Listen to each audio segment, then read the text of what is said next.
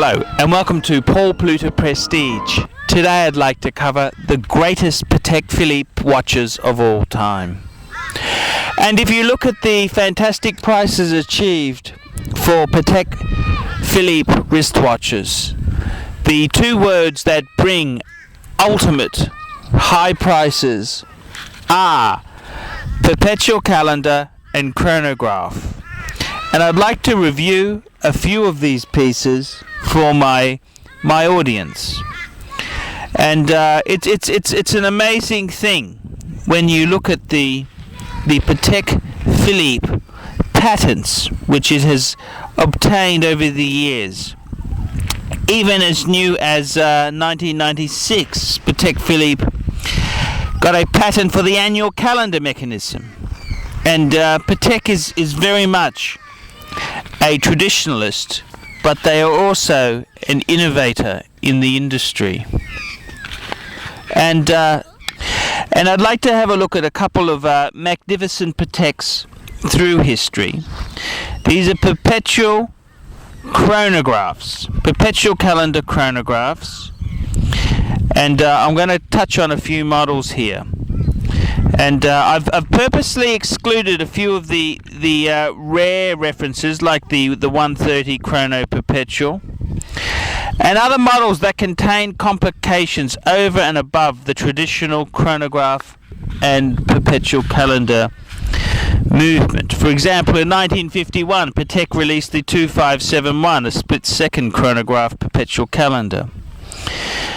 And I'm looking at these pieces, the 1518, the 2499, the 3970 and the 5970, because they were produced serially and they were available. A lot of specialist one-off pieces I think I could mention, but for this purpose here I'm going to look at the main pieces. And firstly, let's look at the 1518, which was Patek Philippe's first serially produced chronograph Perpetual calendar. Now firstly, Perpetual calendar, that's a watch which is able to tell you the day, the date, the month, and also it's able to work out leap years, which is absolutely amazing. An annual calendar needs setting in February, and that's because of the leap years. And but an annual calendar is able to work out how many months have the 30 days and how many have the 31 days. So a Perpetual calendar is just simply a more advanced annual calendar. It's an amazing thing. And when you combine that with a chronograph, it's like a stopwatch, you've truly got an amazing piece. The 1518, and it's an absolutely magic piece. It was made from 1941 to 1954. However, only 281 examples were produced. Most were in yellow gold. There were some rose gold, and there were 4 stainless steel versions, which are incredibly rare. And there were a few different versions. There was 4 different versions there.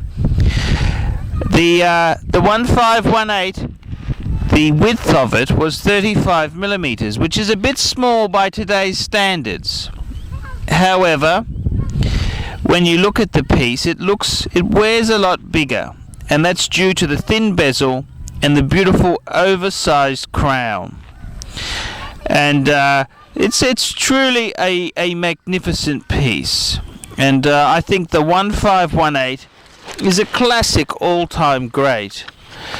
The next piece I want to talk about is the Patek Philippe 2499, a Perpetual calendar again, and it was actually a piece which some celebrities have owned them. John Lennon was given a 2499 for his 40th birthday by Yoko Ono. So it's a very fantastic piece. Recently, Eric Clapton's Platinum 2499 was sold at auction. And the 2499 is arguably one of the best known and surely one of the most desirable wristwatches of all time. It was produced from 1951 to 1985, and the majority were in yellow gold. There was some pink and white gold versions. Production is estimated at 349 examples, which is not a lot, and it used a Valjoux based 23 jewel movement, which was manually wound. And magnificent pieces.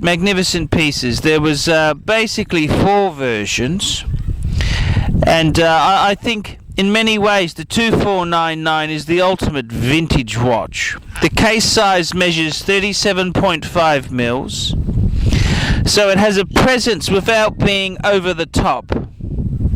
And I think it's one of the all-time classic pieces, the 2499. Unfortunately, extremely collectible, extremely rare, and extremely expensive. That leaves me to the next piece, the 3970. And the 3970 was introduced in 1986, and production ran until 2004. The 3970 went through quite a few iterations throughout its 19-year run. Case metal came in yellow gold, rose gold, and platinum. There were basically 3 versions, but you could say there were 5 versions if you included the variation 3971 and 3970/2. The piece was 36 mils, so slightly smaller.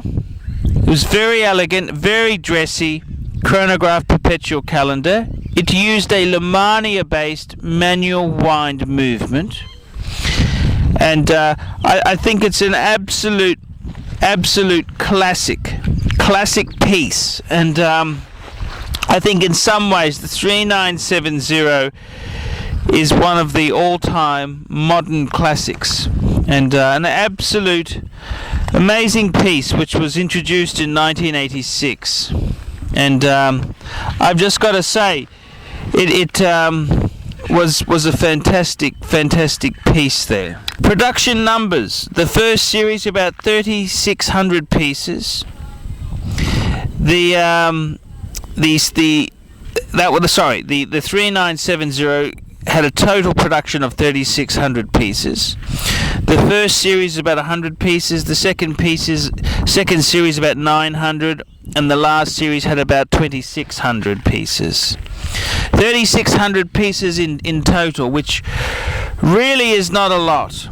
And I think it's a gorgeous piece. And the current Patek Philippe Perpetual calendar is the 5970, and this piece was introduced in 2004 at Basel, and it has a case size of 40 millimeters, so it's certainly got some presence, some wrist presence, whilst not being over the top. The dial on the 3970 is very similar to the 1518. And the piece, it houses the old style Lemania-based manual wind caliber CH27-70Q movement. And I think it's a gorgeous piece. It's a modern piece with a vintage touch. And I think the 40 mil size is probably more in keeping with today's ridiculous standards. But I'm a huge fan of the 3970. But I've got to say, it's a modern piece, and it's a beautiful piece. And I've got to say, all these 4 pieces here would make a delightful addition to anyone's Patek Philippe collection. I'm Paul Pluter from Paul Pluter Prestige. Tell me what you think of the Patek Philippe Perpetual Calendar Chronograph. Thank you.